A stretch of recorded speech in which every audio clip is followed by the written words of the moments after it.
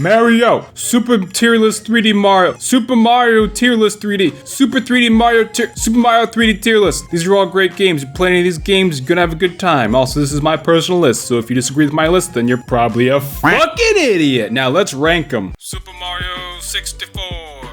Look, I have zero nostalgia for this game. While all my friends in the 90s had an N64, I didn't have one. I had old reliable here with the Super Mario Bros. 3, Excite Bike, Nintendo World Cup Soccer, Count's Countdown, and Bump and Jump, which I swear is a real game that actually exists and not just a childhood fever dream I had between boxes of Juicy Juice. I played a little bit of Mario 64 at friends' house using the controller designed from mutated Spider-Man, but not that much of it. I did play the DS version years later, which apparently is worse. I mean, even though moving in 3 dimensions with the control pad is a huge pain in the nards, I had nothing to really compare it to, so I had fun with it. But Mario 64's legacy cannot be denied. It was a monumental achievement, considering it was a brand new hardware with a brand new dimension. It's had a lasting impact on both games of its time and future generations of gaming. Not to mention, it made every child who played it deathly afraid of grand pianos for years. And it's not really fair to compare a game from over 20 years ago using modern standards of play. So if you couldn't tell by the fact that my tone is the same as when your girlfriend is complimenting you right before she breaks up with you and gets with the guy that treats her like shit, what I'm trying to say is,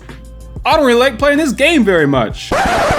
But first off, the good parts. Mario's movement in 3D feels great, especially running around outside the castle. They were able to successfully transplant the energy and spirit of the 2D games into 3D. Anyone can play this game once and have a good time. Speaking of, Princess Peach's castle. It's got an iconic design. Running around outside it and inside it is a lot of fun. It's a great starting area. There's no tutorial that's like, press the A button to jump, No, you just play the game, run around, figure out Mario's movement all by yourself. You see a tree, jump on the tree, boom, you're climbing the tree. If you need more info, you can choose to read a sign. Like every Mario game, there's a lot of secrets to discover, both secret levels in the castle and secrets like 1-ups inside the levels. And I like the level variety. There's lots of different locales and terrain types, and a wide range of enemies throughout the game. It's the only game in this video where Mario throws a punch. He ain't here to play around. You mess with this woman, you got to beat your motherfucking ass. I like the more open-ended concept design in these levels. In the previous Mario games, for the most part, it was a lot of get to the end levels. But in 64, you're given a vague hint in the episode's title, and the game drops you in as like, alright bitch, figure that shit out. I like the fact that the red coins are visible in every episode, so when you get around to actually doing that star, you'll already have an idea where some of them are. You can do a lot of the stars out of order, especially if you're already experienced with the game, or if you have the power, Nintendo power. The first couple of worlds you play in are absolutely classic. Bob Battlefield, classic. Womp's Fortress, classic. Cool Mountain, classic. Jolly Roger Bay, not you. Shifting Sandland, classic. Lethal Lava Land, Hazy Maze Cave, Alright, it's time to talk about the bad parts. First off, the second half of this game is fucking garbage. This game falls victim to what I like to call Sonic Adventure 2 syndrome, where we all think the game is great because we only remember the good parts, but half the game is smelly, wrinkly, blue waffle butt cheeks terrible. All the levels upstairs in the castle can suck my fucking dick. Tall Mountain can suck my dick. Tiny Huge Island can suck my dick. Wet Dry World can suck my dick. Tick-Tock Clock can suck my dick. Rainbow Ride can suck my dick. People complain about Mario's Sunshine shitty levels. Have you played 64? What are you talking about? Those are good levels. You out of your mind? I hear you ask. First of all, there's a lot of repetition, even in the good levels. Bomb on Battlefield, first level, you make it all the way to the top of the mountain. You fight a boss, get a star, boom, congratulations, go get a Go-Gurt. In the second level, you race Koopa the Quick, follow literally the exact same path you did in the first episode, get to the top and get a star. Womp's Fortress, same deal. First episode, go to the top, fight a boss, get a star. Second episode, follow the exact same path, get to the top, get a star. However, I can excuse this for the earlier levels since they're giving the player more of a chance to get used to the controls and the movement. But by the end, the game is still pulling the same bullshit. You spawn in the same spot and traverse the same paths over and over and over again to get the star. Tall Mountain, you gotta climb all the way up to the top of the mountain in every single episode. And if you miss a weird jump, well guess what, fucker? You're climbing it again. Rainbow Ride starts with you riding the same carpet and dodging the same flames in pretty much every single time. You're just sitting there while banjo music goes freaking bananas. TikTok Clock has you going through the same platforming block timing challenges every single time. The later levels in Mario 64 are framed more as difficult platforming challenges, and they've already proven I can get through them. Why do I have to keep proving I can get through them in every single episode? And then if you miss a single jump, oh whoops, do the entire level over again. Doing precise platforming in 3 dimensions is significantly harder than in 2D, and every 3D Mario since 64 has introduced mechanics that account for the tiny mistakes that come with lack of precision. Sunshine has the hover nozzle, Galaxy has a Luma spin, Odyssey has Cappy throwing, but 64 is the first one, so it has nothing. Wow. Nothing. Not to mention, the entire time you're gonna be fighting the game's true enemy. Not Goombas, not Koopa, not Bowser, the fucking camera! At the time of its introduction, the Lakitu camera was really innovative. It helped the player conceptualize what it is and how to control it. Nowadays, this camera gives everyone a fucking migraine. The entire time playing Mario 64, you'll be grappling with the camera like an oiled up Olympic wrestler. It's this game's biggest source of difficulty.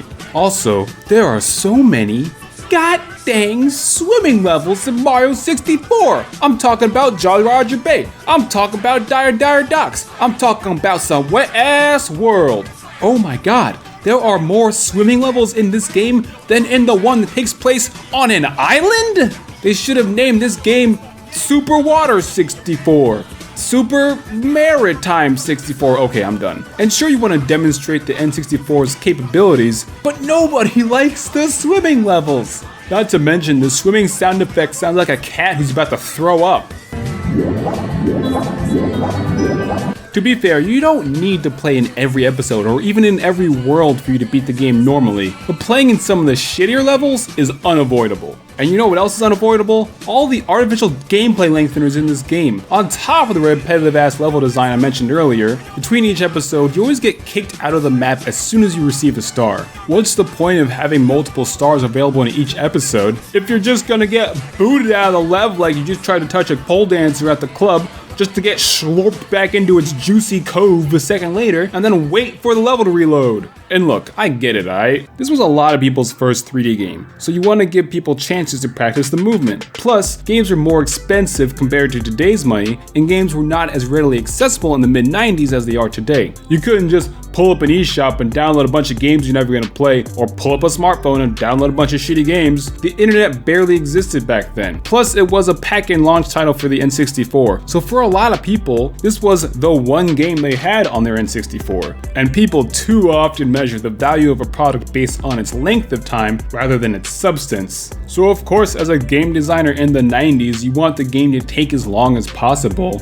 And you gotta design for the N64's tiny cartridge space, so you make the game longer by having them repeat the same sections over and over. Plus, back then you have to deal with the weekend rental market, so you don't want your game to be beaten in a day or two, you know? So designers are incentivized for their game to take as long as possible, but it would have been nice to see this changed in one of the multiple remakes. So you know what, I'm not gonna give Mario 64 a letter-based tier. I'm gonna give it its own unique special little tier of moldy cheese. Over 20 years ago, we ate this cheese and we're all like, god damn, this is some good ass cheese. Hey everybody, come get a taste of this cheese. They should make every cheese taste like this cheese. This is some monumental cheese. And now we're all trying to eat the same piece of cheese over 20 years later. And there have been some improvements to cheese. This cheese's age is starting to show a little bit. I can't believe I'm talking about Mario 64 negatively on the internet. I'm gonna get guillotined. Look, if this game was your childhood, then you had a bad childhood, because this game is garbo! Alright, quick, next game. Super Mario Sunshine.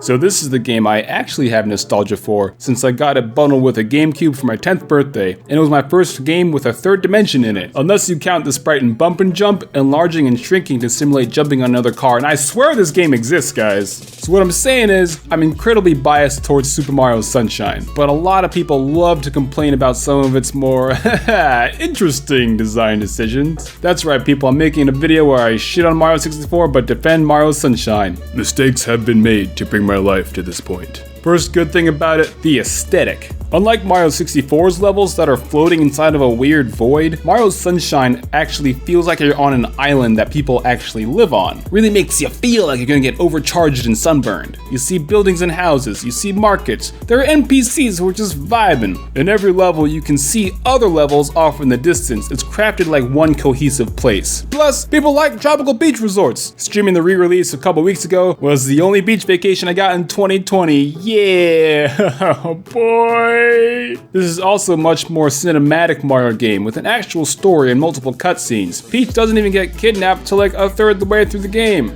Second good thing about it, the area design. While there are fewer unique levels than in Mario 64, each area is significantly bigger, both laterally and vertically. And rather than levels being filled with random blocks, they're actual structures you jump on, which leads to more immersion. People will claim that there's no level variety because they're all beach levels. Are you blind, or did you not actually play the game and you just parrot points you saw on twitter.com? Well, yeah, they all fit the beach theme, so of course there won't be like snow levels, for example. In Sunshine you have a city that serves as your hub world, a grassy hilly village with windmills, a harbor with platforms for high elevation platforming, a sunny daytime beachside, a theme park with multiple rides, a sunset resort beach but with an explorable hotel inside of which most of the levels take place in, a rocky bay with cliffside platforming and undersea levels, and a windy village with daytime and nighttime levels and a large area underneath. Each level uses different color palettes to look distinct, but they all fit within the theme. It's a beach game, beach! Of course the sun is up, it's right there in the title! And each episode is different. Lots of times one episode will progress straight into the next one, so it makes sense that you get booted out each time you get a shine, since every episode varies greatly. But it still sucks that you get booted out if you die. This was probably done to give the player a bit of a mental break, so you don't keep trying to punch your way through the brick wall, you know? But most people are going to jump right back in anyways, so I still find it kind of annoying. Fortunately though, in the no flood areas, you get sent back to the beginning of that segment, not out of the level entirely. Yeah, for those who haven't played it, there are episodes where the objective is to go into a secret area, and FLUDD is stolen from you by Shadow Mario, a shadowy version of yourself, a weirdly common trope on the GameCube, and you have to go through a funky acid trip section without FLUDD. These are my least favorite parts of the game, since you get used to careful platforming using the hover nozzle to adjust movement, and then the game slaps you across the face and says, "How dare you use this thing we put on the cover of the game and design the game around, stupid ass." Most of my deaths in these sections are from not being able to judge where to jump from the edge of a platform to make a jump, since there's no long jump in this game. Luckily though, the rest of Mario's movement works well enough for these sections. Speaking of, third part, Mario. It's the first Mario game where Mario actually looks like Mario. Mario feels great to control, FLUDD feels great to control, the camera feels great to control. His movement is way more fluid. It's definitely a step upwards since 64's Mario, with all the yeah, wah, wahoos, and the spray and dive. You feel like a speedrunner as soon as you turn the game on. FLUDD is comfy and easy to wear. It is a little easier to control in the original than in the remake since you have analog triggers for different levels of water pressure, but it works well enough nowadays after a little bit of getting used to. Hover nozzle lets you get to areas more easily and do better precision platforming. Rocket nozzle, you launch into the air, wahoo! Turbo nozzle is my favorite one. It turns you into a moist Sonic, but is also used in barely any of the levels. That's kind of a letdown. In fact, I'm pretty sure you can beat the game without ever needing to actually use it. The downside of having FLUDD is that a lot of solutions to this game's puzzles boil down to spray it with water. Or when they really want to mix things up, spray it with Yoshi. Oh yeah, Yoshi's back. It's the first 3D game where you actually get to ride him. He's very much the inconsistent deadbeat dad of this series. Sometimes he's there and super supportive. Other times, you better find your own ride home from soccer practice. That's all I'm saying. Lastly, the bullshit. Yeah, even I'll admit this game is far from perfect. When I first played it, I thought I was bad at video games because I was 10 years old, was jumping straight from the NES to the GameCube, and I was struggling to beat some of the groovy Void levels. Nope, turns out that this is one of the hardest Mario games, and that's because there's a ton of straight up bullshit in this game. A third of the levels I do not want to play ever again. Chuckster level can eat my asshole. Pachinko level can eat my asshole. Cleaning the eel's teeth can eat my asshole. Watermelon festival can eat my asshole. Mud boat through the lava, aka the real final boss, can eat my asshole. Lily pad pollution insta-kill water level can eat my asshole. Blue coins can eat my asshole. Granted, a lot of the shitty levels are entirely optional if you're not going for 100% completion, which I think it's safe to say that most people don't do that. For example, you don't need to collect a single blue coin to beat the game, which is great because different ones appear in different episodes and the game doesn't tell you which ones appear where. Buy the player's guide, get the power, Nintendo power. Most levels I listed earlier, you don't have to play them to beat the game. The downside about the lack of choice is that you don't get to skip any of the mandatory levels. You need to clear episode 7 of each world to get to the credits, and you don't get to do them out of order, except you can skip episode 1 of Bianco Hills and go straight to episode 2. Fun fact that not a lot of people know. That being said, it's not a hot take to say that optional content in a game should still be good. The required stuff in Mario Sunshine is mostly really good, but a lot of the optional stuff, not so much. So I'm not gonna give Mario 64 a letter-based tier. I'm gonna give it its own unique, special little tier of, this game is fun, y'all are just mean, but you also have some excellent points. But it's still better than Mario 64. Alright, quick, next game. Super Mario Galaxy. The first one. Look, I only bought Mario Galaxy on the Wii back in 2008 because Mario Kart Wii was constantly sold out everywhere for months. This is before you could download any game you wanted whenever you wanted, kiddos. It was physical or nothing. So I would walk 5 miles to Best Buy, only to be told it was sold out, then walk 5 miles home. It sucked. So on one of those walks I just said, fuck it, just give me Galaxy. And then when I finally did get Mario Kart Wii, turns out it's the worst fucking Mario Kart I've ever played. Oh my god, that game is garbo. But that's a video for another time. So yeah, when I played Mario Galaxy for the first time, it wasn't the game I wanted, but it was alright.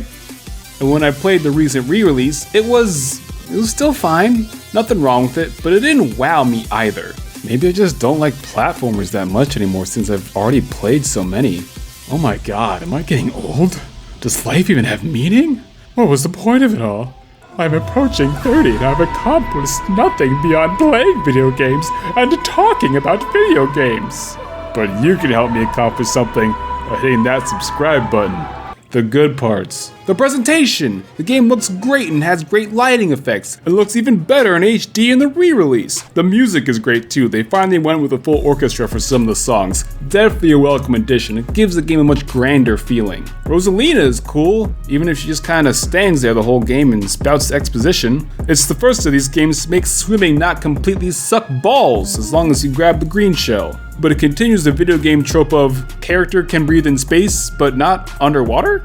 And the game takes place in space, I think. Some of the areas look like space, but other space areas like, what the fuck is this? Which brings me to the parts. If you've seen Barry Kramer's video on Mario Galaxy, I pretty much agree with all of his points, and he does a much better job of going in-depth on Galaxy's shortcomings than I ever could, so I recommend watching that. But here's my opinion on it, very fast, get ready for a quickie. First off, the game is very linear and very easy. There's nothing inherently wrong with a linear game or an easy game. A lot of my favorite games are very linear and pretty easy. But these levels feel like they're based off of the funky void levels of Mario Sunshine, which were my least favorite parts of that game. They are significantly easier though, since there's less gravity. I mean, the game is called Mario Galaxy for a reason. And there's way less, miss one jump and you die. Start the whole level over again, stupid ass. The spin, which is the brand new move for this game, is great, but is 100% the problem solving mechanism used for the entire game. How do I do things? Spin, that's it. I feel like I'm playing League, you just spin to win. And while I like the spin, it kills your momentum. Everything in this game kills your momentum. Using a launch star, floating in bubbles and pointing, using most of the power-ups, landing on a new planet. Compared to Sunshine's more free-flowing movement, Galaxy's movement feels a lot more regimented. There's a lot less get to the objective in whatever way you want, and a lot more you will solve this problem in the exact way we laid it out for you, and that is the only way. But these linear levels never wow me. They're well designed, introducing one gameplay mechanic or idea, iterating on it once or twice to make it gradually more complex, and then ditching it for a new one the very next level. There's a lot of variety which prevents you from getting bored. But compared to Mario Sunshine's interconnected island, this game feels very video gamey.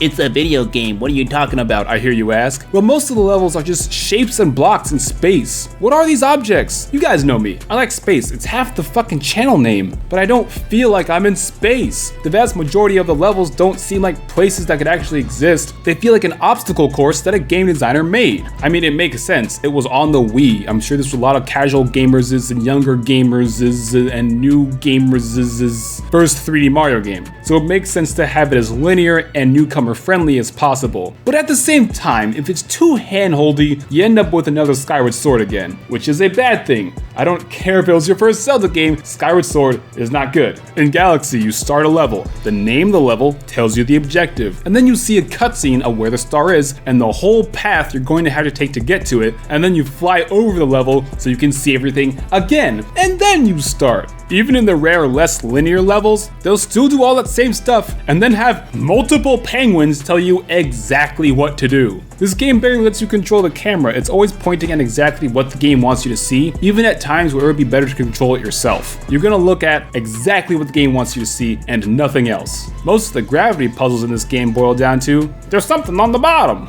Wow. The random black holes in levels look really jarring and clash with the game's style. I get that they're supposed to tell the player that you'll die if you fall here, but they look really bizarre when you have these brightly colored, child-friendly levels. And then there's just an eternal singularity just hanging out like you do, and then Mario gets stretched and sucked into it. Oh my god. The observatory is nice aesthetically, but functionally, it's a level select menu, but with extra steps. There's very little exploration to do beyond a handful of one-ups, which don't even carry over between play sessions because the game is so easy, it doesn't even matter. Also, the power-ups suck. The only one I like is ice skating as Ice Mario, but it's limited time, and the fire flower is limited time, and the flight one is limited time, and is only used for like one bonus level. Boo Mario is slow and boring.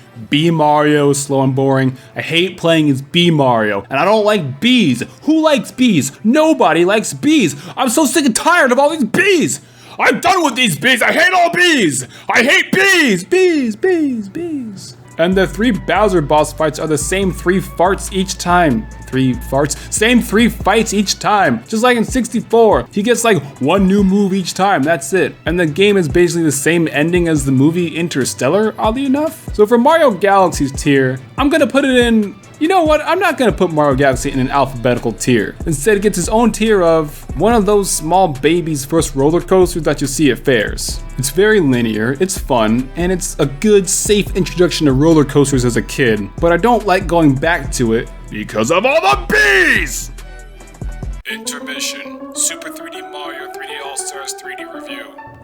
A bunch of people on Twitter decided that they didn't like the re-release triple pack before it even came out, saying that its value is not worth the full $60 price tag, probably because a lot of people spend too much time talking about video games and not enough time actually playing them. I proudly proclaim, as I'm literally making a video talking about video games, my opinion on 3D All-Stars is, I really don't care. Should they be full HD remakes instead of just re-releases with high resolution? I mean, it'd be nice. I'd obviously prefer that, but you know that Nintendo would release those as 3 separate full-price games and not 1 pack. Besides, I'd rather game designers focus on making brand new stuff instead of remaking stuff we've all already played. Should they have fixed some of the smaller issues and glitches with these games and brought back previously cut content like Luigi and Mario 64? Well, yes, but there's an argument to be made for game preservation here. Not a good argument, but still. And like I said before, make new stuff, don't worry about that old stuff. Just slightly editing the tutorial dialogue in Sunshine to better reflect the controls, instead of contacting multiple voice actors from around the world to have them re-record a single piece of dialogue for a voice they did 20 years ago, make the whole game bad? Go drink some water. What is wrong with you? Is it anti-consumer that this is a limited time release for both physical and digital releases? Well, yeah, a little bit, but there's a lot of behind-the-scenes supply chain stuff that has to happen for game releases. And considering that a lot of the world's supply chains are currently fucked right now, I'm not surprised that this is the case. At least for the physical version. The digital version, however, shouldn't be limited time. I don't understand that part either. Should there be more special features included, like concept art and behind-the-scenes interviews instead of just the soundtracks? Again, yeah, it'd be nice, but I definitely feel like this re-release was not originally planned out years in advance and sort of cobbled together in a few months since, you know, there's a lot going on in the world right now, and it's really tough for a company to quickly switch from working in person to going 100% remote, even in a technical field like video games. but the games are being emulated. That means it's bad. What difference does it make? Seriously, what difference does it make? The end user experience is the same. You're playing the same old ass games with slightly better graphics. It's too expensive. I mean, obviously I'd like to pay less, but 3 games for $20 each in the middle of a pandemic? That's pretty reasonable. The old school Final Fantasy and Devil May Cry and Resident Evil Switch versions are around that much. If you're making a big stink on Twitter about the price, how you're gonna protest by not buying it. Dog, it's fine. Just say you're broke and move on. Should Galaxy 2 be in this?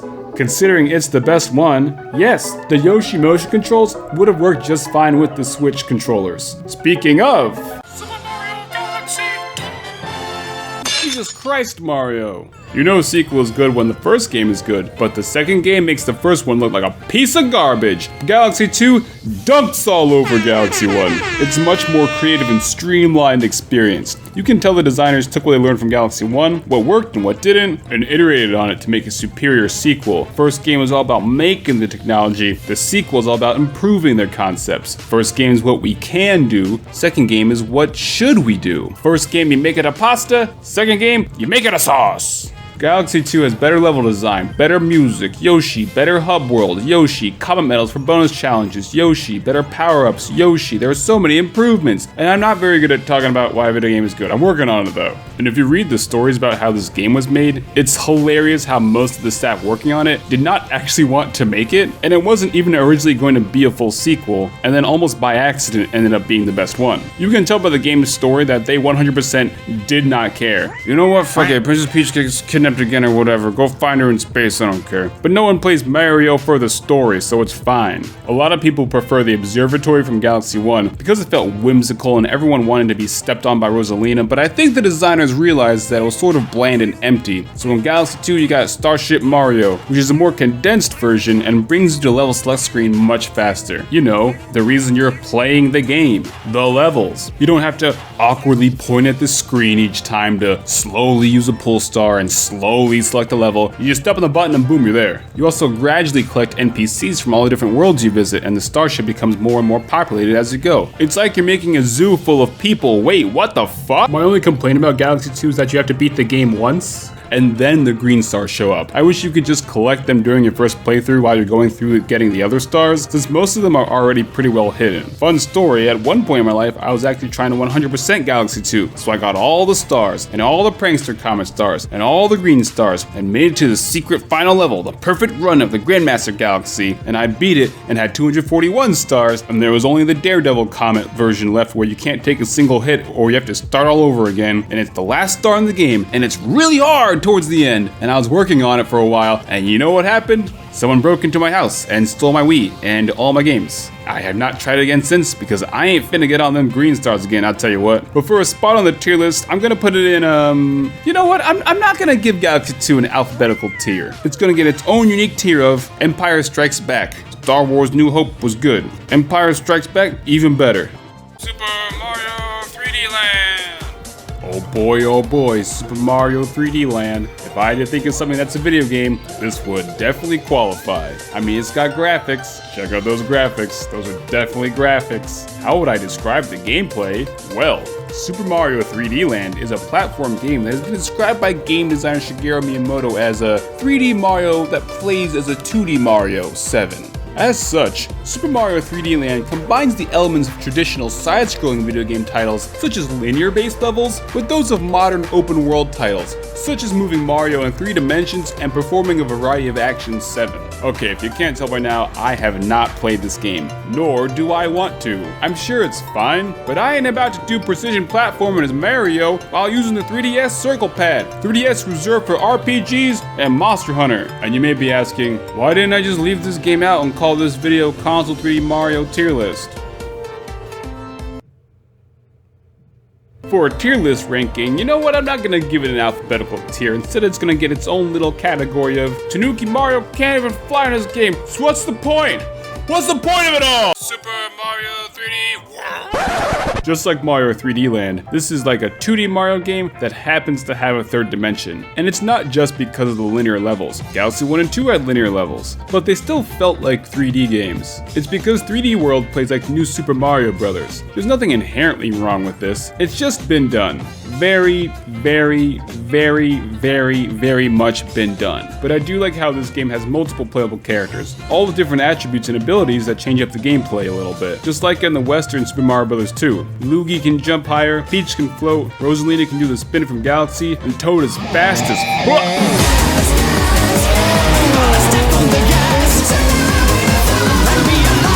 The controls and movement for everyone feel fine. However, with a lot of games this 2.5D viewpoint perspective, precise depth perception can sometimes be an issue. For example, trying to aim Cat Mario's dive attack can be...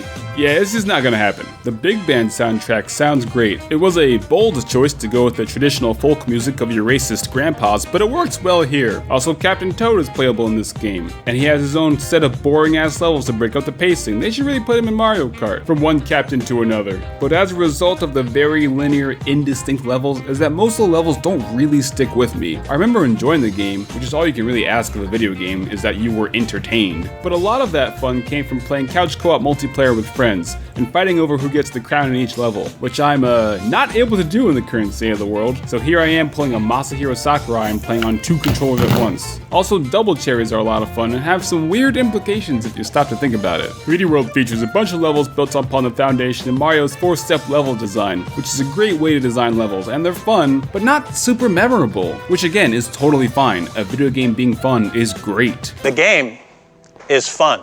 But the only levels I do remember were the really creative deviant levels that broke the traditional Mario formula. The Mario Kart level where you're drifting around, the Plessie level where you're drifting down a river, the level where at first it seems very short, and then the flagpole just books it out of there. Come on, coward! Coward! I know that I want to punch you in the nose. I'll beat your goddamn ass, you son of a bitch! You're an intellectual dumbass, and I'm coming! You coward! You think you're a tough guy. I hate you! We're gonna defeat this anti-human scum! We're gonna wreck their world! But you know what I remember the most about this game? Not being able to progress because of the fucking green stars. You're going through the game, having a good time, and then oh, nope, you can't unlock these levels because you didn't get enough green stars that were framed as optional. Turns out they weren't optional. You have to turn the fuck back around and redo levels you've already beaten. I hate it when games do this. Overcooked does it.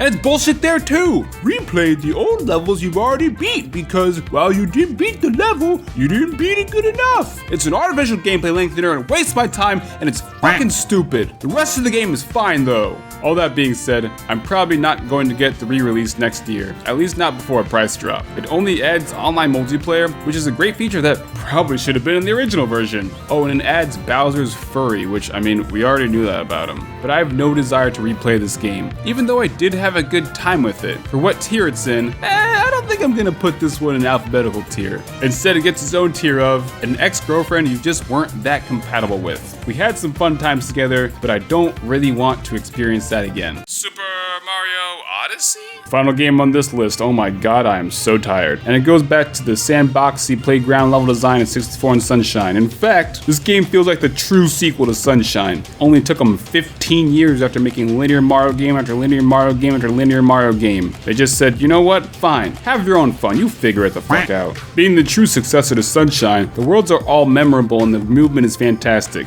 And being the direct descendant to 64, the worlds are all unique and cover a wide variety of terrain and creative aesthetics. In terms of production value, this is without a doubt the highest quality Mario game. And a lot of that is of course due to being the most recent one, but it really is the culmination of every Mario game that came before it. The game looks incredible. The level variety and high fidelity detail is astounding. The Ruined Kingdom looks more like Dark Souls than Dark Souls. And all you do there is fight a single boss. Wait, what the fuck? The only full area that disappointed me a little bit was actually New Donk City. While the area is really tall and has a lot of stuff to find in it, kinda thought it would be more than like a single city block. But you don't even need to do a full remake of Mario Sunshine. The Seaside Kingdom already is that. And the soundtrack, holy fuck!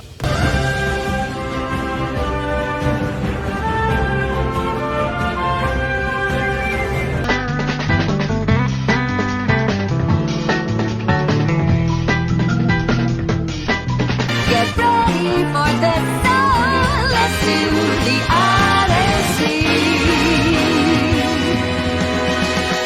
I do like how in the main story there is that connective through line of all levels, with Bowser having gone to each one prior to you getting there to collect something for his wedding. And the mini bosses you fight along the way are a bunch of inbred wedding planners that he hired. The levels are all crafted in an ingenious way that bridges the gap between linearity and open-endedness. The first time in a place, the level guides you along a path to progress the story to get moons along the way and fight a boss. But if you want to ignore all that, you can. You just go off to your own thing and still make progress. You can do whatever you want. Interact with the world enough, have some fun and explore, find some secrets, get a couple moons. You can go to the next world. You don't even have to fight the boss. Just get the moons and go. You can beat the game pretty quick. Some people complain that some moons are really easy to get and some are very difficult to get, but every challenge just rewards you with 1 moon, with the exception of bosses that give 3. Me, I don't really care as long as I'm getting moons. This game is just one big old Skinner box, but in a good way. As long as I'm still getting rewards, tiny shots of dopamine to distract me from all the depression, I don't care. There's already moons, yellow coins, purple coins. What do you think there should be a 4th currency system? No, just give me the moons! The new mechanic for Odyssey is Cappy, which is the best newly implemented mechanic across all these games. You can do all sorts of movement techniques with Cappy, and you can possess, or